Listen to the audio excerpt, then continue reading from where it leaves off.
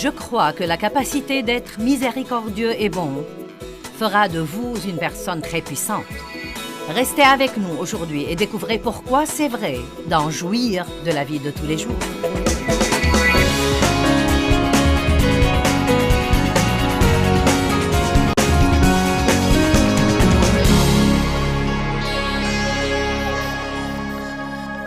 Il faut que nous ayons le sens de la justice, mais sans le diriger vers nous.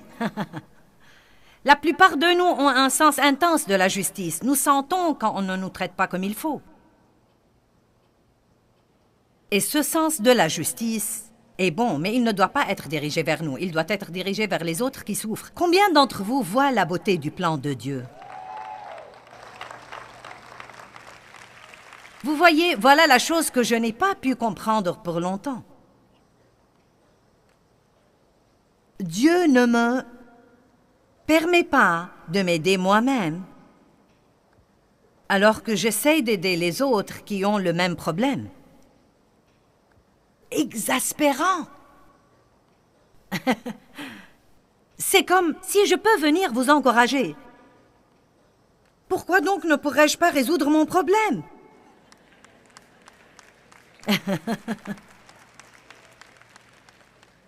Dieu veut que nous aidions les autres et à ce moment-là, il nous aide. Il nous aide, vraiment. Ma fille faisait la queue un jour pour pouvoir payer quelque chose et l'employé était très grognonne. Ma fille s'est dit, mince alors, elle rembarre tout le monde. Et elle s'est dit, j'ai mon plan. Si elle croit qu'elle va me parler comme ça et s'en tirer, elle va avoir ce qu'elle mérite. Quand ce sera mon tour, je vais lui dire, tu es vraiment impoli et tu ne devrais pas travailler ici et traiter les clients de cette façon. Préparez-vous parfois votre discours? Oh oui! Ouh! Heureusement que les gens ne peuvent pas lire nos pensées. Eh bien, je vais t'apprendre une ou deux choses. Et elle a dit que plus elle s'approchait, plus Dieu commençait à lui parler. Tu n'as aucune idée de ce qu'endure cette femme. Tu n'as aucune idée de ce qui se passe dans sa vie et la pousse à se comporter de la sorte. Au lieu de la gronder, pourquoi ne pas chercher un des livres de ta mère et le lui donner? Parce qu'elle garde mes livres dans sa voiture tout le temps comme un matériel à donner aux gens souffrants qu'elle rencontre ou aux gens qu'elle sent que Dieu lui dit de les bénir avec. Et donc, elle est sortie de la queue, ce qui signifiait qu'elle devait y revenir et attendre à nouveau. Voyez, l'amour est un sacrifice. Il va vous coûter quelque chose. Maintenant, beaucoup de gens ne l'auraient pas fait et diraient « Eh bien, je ne peux pas perdre ma place. » Amen. Vous m'avez entendu, elle est sortie de la queue, allée à la voiture, chercher le livre, revenue à la queue, a dû attendre à nouveau. Et quand c'était son tour, elle a dit à la dame, « Tu sais, on voit bien que tu as passé une mauvaise journée et je ne sais pas ce que tu traverses, mais sache que Dieu t'aime. Et ma mère est une auteure chrétienne et j'aimerais te donner ce livre. Et quand tu en auras le temps, lis-le, il te remontera le moral. » Oh, eh bien, merci. Vous voyez, vous avez la capacité de renverser la situation.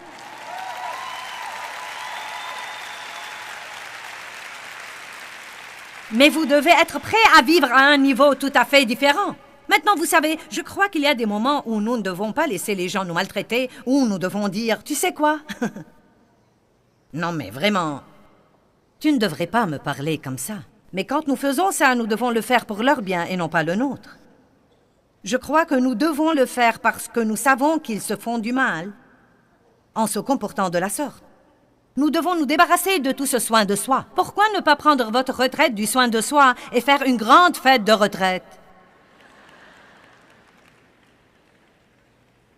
Car certains d'entre vous prennent soin d'eux-mêmes depuis très longtemps et ils ne font pas du bon travail en le faisant. Amen? Allez! Vous savez, une des raisons pour lesquelles nous voyons un comportement tellement ridicule dans le monde aujourd'hui, c'est que le monde est devenu fou. Non mais, les gens sont plus égarés que jamais. Il y a plus de dévices sexuels que jamais. Il y a plus de douleurs, plus de divorces, plus de drogue. Il y a tout ce qui fait mal aux gens, plus que jamais auparavant. Et je crois que nous ne pouvons vraiment pas imaginer la douleur que nous rencontrons tous les jours quand nous sortons. Mais vous savez quoi? Vous ne vivez pas à cette époque, en ce temps, par hasard. Vous êtes là pour un temps comme celui-ci, et moi aussi. On a dit à Esther, quand on lui a demandé une chose difficile, « Tu es là pour un temps comme celui-ci. » Et ne pensez pas un seul instant que Dieu ne fera pas faire le travail. Si vous ne le faites pas, il le fera à travers quelqu'un d'autre. Mais Dieu nous donne l'occasion d'être des lumières brillantes dans un monde obscur. Il nous donne l'occasion d'avoir une joie que les gens ne comprennent vraiment pas. Soyons-en au point où le diable ne peut pas nous contrôler et nous manipuler. Je ne veux pas me lever tous les jours et attendre que le diable me dicte mon humeur et attendre pour voir ce qu'il va faire dans ma vie. Je veux décider à la fin. La miséricorde et la bonté de Dieu quand il a été pendu à la croix pour payer nos péchés. Oh mon Dieu! Vous savez quoi? Je veux vous le lire. Ésaïe 53.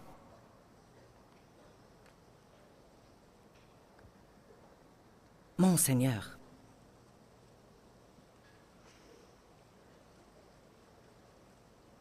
À propos, hier soir, 600 personnes environ ont reçu le Christ.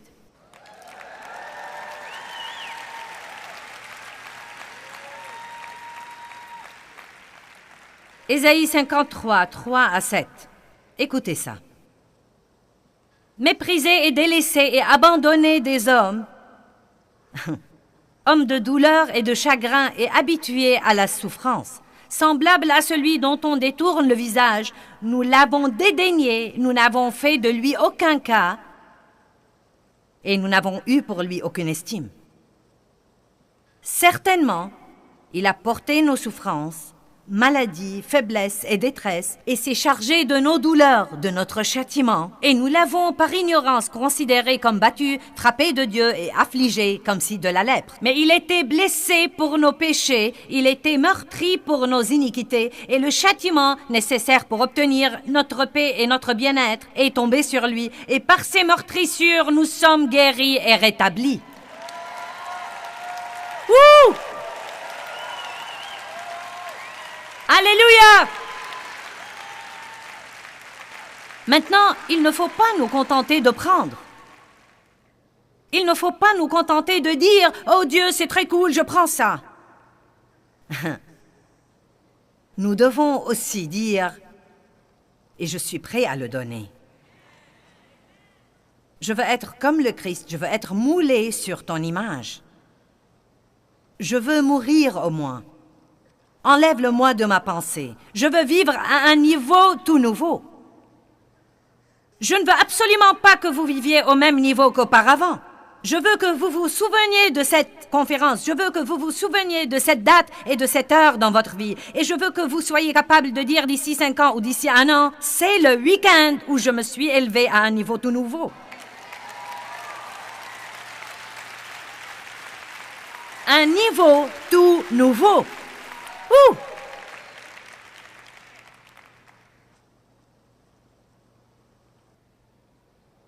Verset 6. Il dit, « Nous étions tous errants comme des brebis, chacun suivait sa propre voie, et l'Éternel a fait retomber sur lui l'iniquité et le châtiment de nous tous. » Vous savez, il se peut que Dieu vous mette de temps à autre dans un lieu où vous serez entouré par des gens de mauvaise et méchante humeur.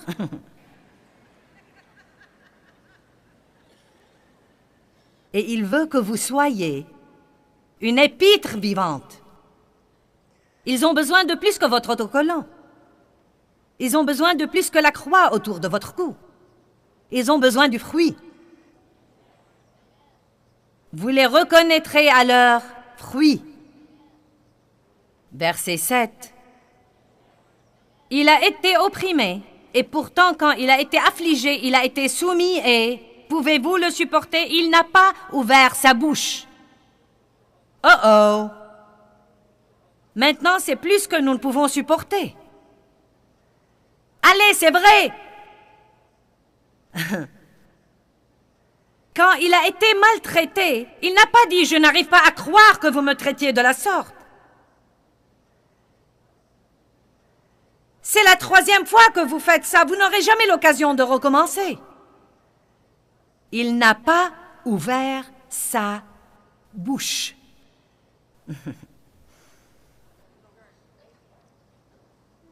Comme un agneau mené à la boucherie, et comme une brebis muette devant ceux qui la tondent, il n'a pas ouvert sa bouche.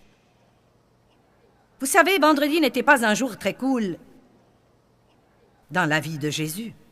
Et pourtant, il l'était. Vous savez, nous avons dernièrement célébré Pâques. Et une femme m'a dit... Elle a fait cette remarque. Je ne pense pas qu'elle savait que j'étais pasteur. Elle a dit, c'est le triste et mauvais vendredi. Et je ne l'ai pas dit car je ne pensais pas qu'elle le comprendrait vraiment, mais j'ai commencé à dire, pas vraiment. Car vous ne pouvez pas avoir dimanche sans vendredi. Allez, maintenant je veux que vous compreniez ceci. Écoutez, certains d'entre vous cherchent cette résurrection dans leur vie, mais vous n'êtes pas encore arrivés à vendredi. Vous n'avez pas compris.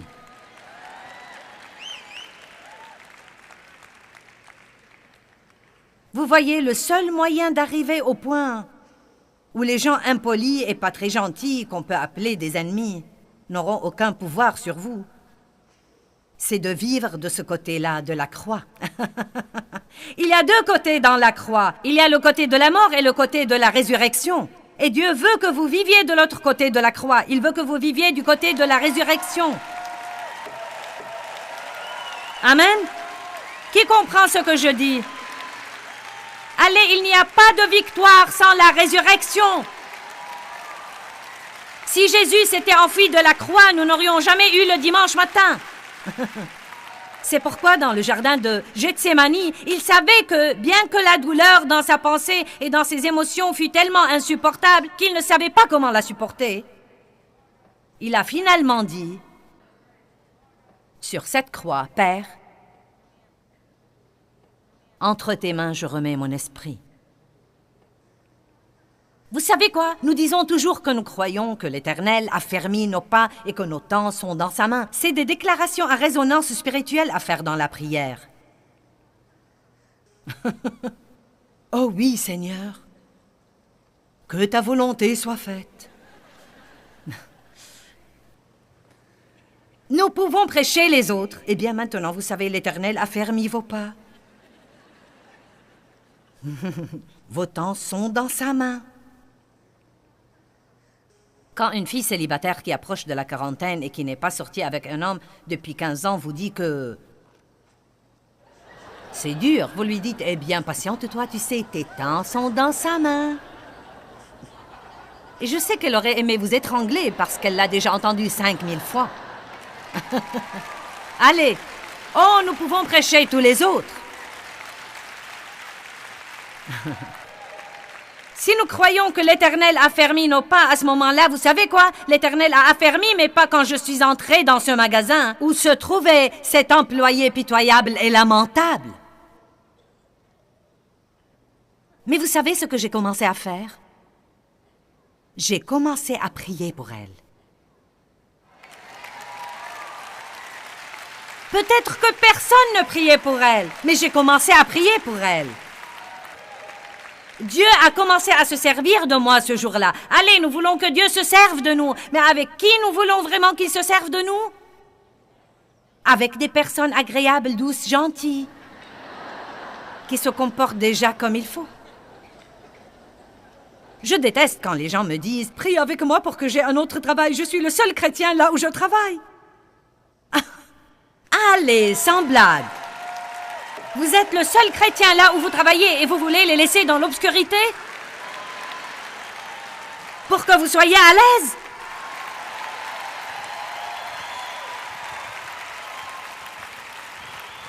Oh, Sœur Joyce, je sens que je suis vraiment à bout. Je suis le seul chrétien dans toute ma famille. Je rends grâce à Dieu pour vous. Ils ne sont pas dans l'obscurité totale. Arrêtez de les prêcher et commencez à leur montrer quelque chose. Ne vous conduisez pas comme un dingue de religion, mais ayez le fruit de l'esprit. Quand vous êtes sauvé, votre pensée n'est pas enlevée, elle est renouvelée.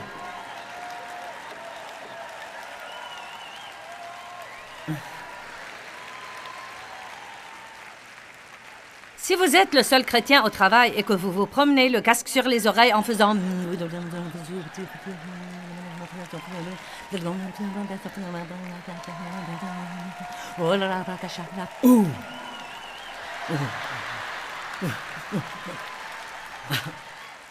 Eh bien oui!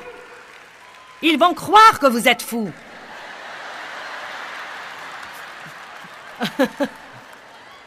Pourquoi ne vous comportez pas comme une personne normale? Mais à un autre niveau. Allez, normal, mais à un autre niveau. Combien d'entre vous ont compris ça? Normal, mais à un nouveau niveau. Ouh! Car Dieu a tant aimé le monde qu'il a donné son Fils unique afin que quiconque croit en lui ne périsse point, mais qu'il ait la vie éternelle. Qu'êtes-vous prêt à donner? Que suis-je prête à donner? Pourrais-je être mal à l'aise pour un jour? Pourrais-je pardonner à quelqu'un qui m'a blessé?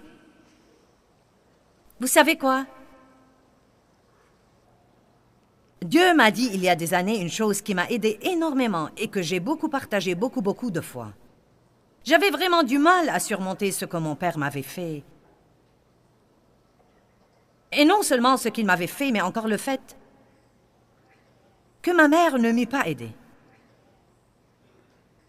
Et Dieu m'a simplement dit, les gens qui souffrent font souffrir les autres.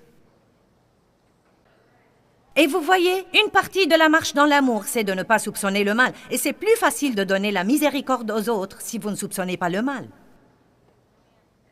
Vous savez, peut-être qu'ils ne se sont pas levés ce jour-là avec l'intention de vous blesser et vous rendre misérable.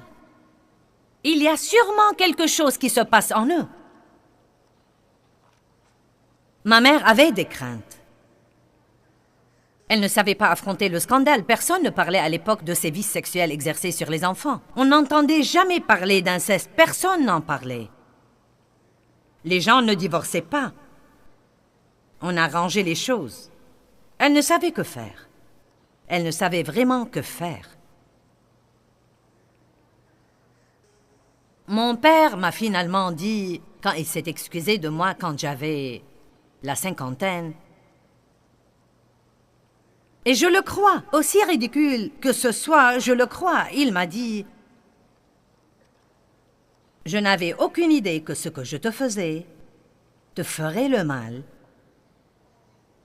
que ça t'a évidemment fait. » Oprah n'était pas à la télé à l'époque pour éclairer les gens sur les effets des abus sexuels sur enfants.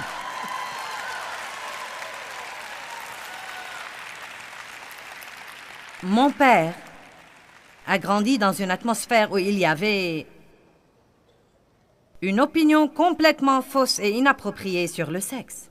Maintenant, était-il coupable, lui? Savait-il que c'était mauvais? Absolument.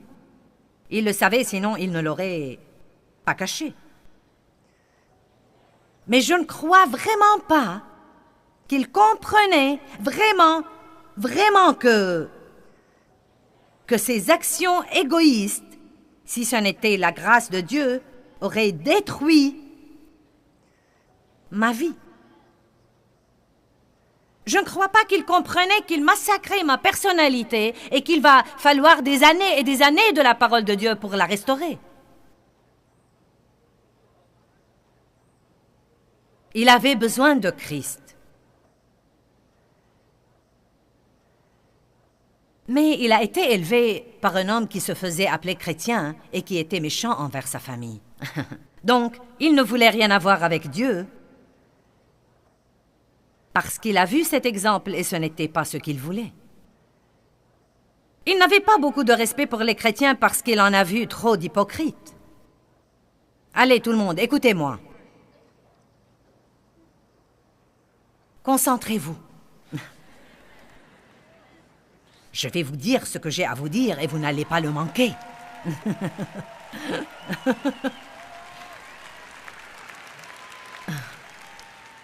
L'ennemi ne veut pas que vous compreniez ça.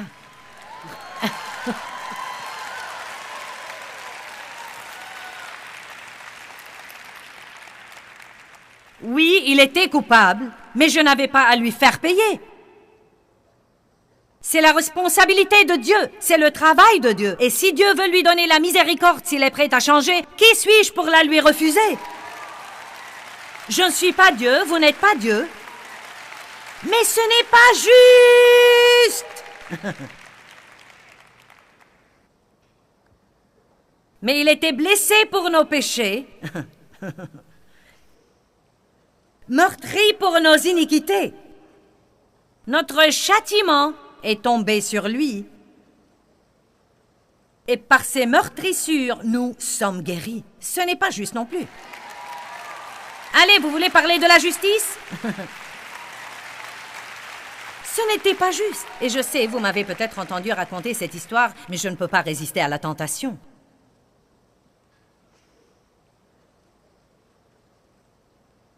Quand j'approchais de la soixantaine, mes parents étaient âgés.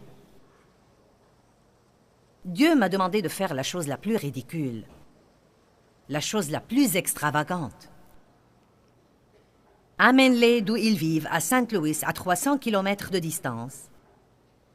Achète-leur une maison et prends soin d'eux jusqu'à leur mort. Ça ne peut pas être de Dieu. Ça ne peut pas être de Dieu. Car faire ce qu'il demandait coûterait tout l'argent que nous avions économisé. Et je ne voulais pas ça. Et il n'y avait aucune raison pour ça. Et il ne le méritait pas. Et ce n'était pas juste.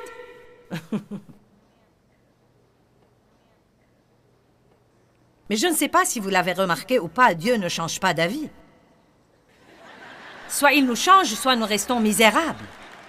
Maintenant, croyez-moi, je n'ai pas le temps de rentrer dans tout ça, mais finalement, Dieu a fait à son idée et nous avons fait ce qu'il voulait. 3 années se sont écoulées et mon père était toujours méchant. Mais le jour est venu. Allez! Le jour de paye est venu! Oh, laissez-moi vous dire une chose, Dieu ne saute jamais le jour de paye. Allez, continuez à être fidèles, vous aurez un jour de paye. Le jour d'action de grâce. Et je trouve ça plutôt approprié. C'était comme si Dieu me disait « Merci Joyce pour m'avoir obéi ». Oula! Mon père m'a appelé et il m'a dit « Je veux que tu saches à quel point je regrette ce que je t'ai fait. » Il m'a dit « Je n'avais aucune idée que ce que je te faisais te ferait tout le mal que ça t'a fait. » Il a dit « J'ai vu ces programmes à la télé qui disent que ça gâche la vie. » Et il a dit « Je suis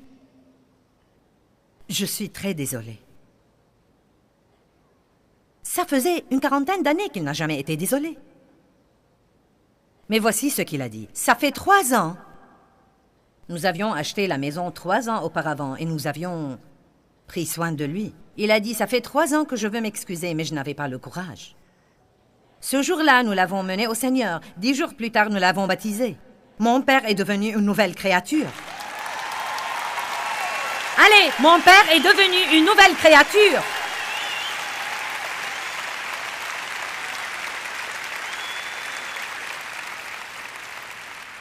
Quelqu'un devait lui montrer l'amour de Dieu. Il n'a pas compris. Vous savez ce qu'il a dit à mon mari? Il lui a dit « Je ne peux pas comprendre du tout. Comment tu as pu me traiter si bien toutes ces années? » Il a dit « La plupart des hommes m'auraient tué. »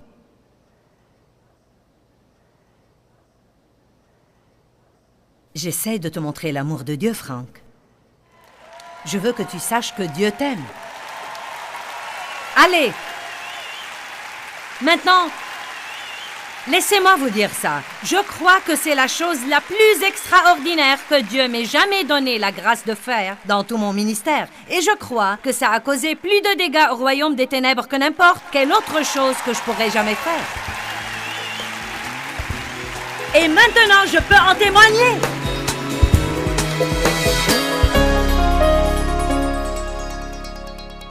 Eh bien, Dieu nous donne le fruit de l'esprit.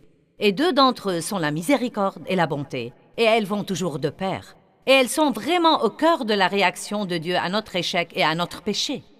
Quand nous reconnaissons nos péchés et que nous les confessons, il nous donne la miséricorde et il est bon envers nous. Et tout ce que Dieu nous donne, il veut que nous le donnions aux autres à notre tour. Je veux vraiment vous encourager à apprendre autant que vous pouvez sur le fruit de l'esprit. Croyez-moi, c'est si important. Amour, joie, paix, patience, bonté et bienveillance. Qui ne voudrait pas de ces choses-là?